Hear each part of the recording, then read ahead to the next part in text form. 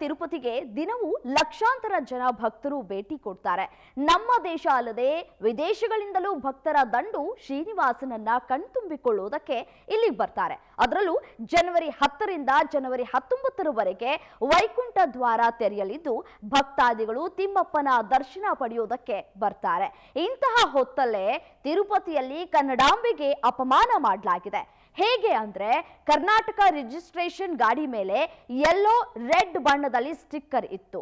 ಹೀಗಿದ್ರೆ entry ಇಲ್ವಂತೆ. ಅಂದ್ರೆ ಅದರ ಅರ್ಥ ಕನ್ನಡ ಬಾವುಟದ ಬಣ್ಣ ಇದ್ರೆ ತಿರುಪತಿಗೆ ಎಂಟ್ರಿ ಇಲ್ವಂತೆ. ಇದನ್ನ ಕೇಳಿ ಯಾವಾಗ ಈ ರೀತಿಯಾದಂತಹ ರೂಲ್ಸ್ಗಳಾದವು ಅಂತ ಪ್ರಶ್ನೆ ಮಾಡಿದ್ದಾರೆ. ಸ್ವತಃ ಪೊಲೀಸರೇ ಯೆಲ್ಲೋ ರೆಡ್ ಬಣ್ಣದ ಸ್ಟಿಕ್ಕರ್ ಇರುವ ಗಾಡಿಗಳನ್ನ ತಡೆ ಹಿಡಿತಾ ಇರುವುದಕ್ಕೆ ಕನ್ನಡಿಗರು ಆಕ್ರೋಶವನ್ನ ವ್ಯಕ್ತಪಡಿಸಿದ್ದಾರೆ. ಈ ಎರಡೂ ಬಣ್ಣಗಳಿದ್ರೆ ಸಮಸ್ಯೆ ಅಂತ ಪೊಲೀಸರು ಹೇಳ್ತಾ ಇದ್ದಾರೆ. ಯಾಕೆ ಅಂತ ಕೇಳಿದ್ರೆ ರೆಡ್ ಯೆಲ್ಲೋ ಕಲರ್ ಇರಬಾರ್ದಂತೆ. ಇದಕ್ಕೆ ಕನ್ನಡಿಗರು ಕನ್ನಡ ಬಾವುಟ ಬಣ್ಣದ ಸ್ಟಿಕ್ಕರ್ ಹಾಕಿದ್ರೆ ತಪ್ಪೇನು? ಇದ್ಯಾವ ರೂಲ್ಸ್?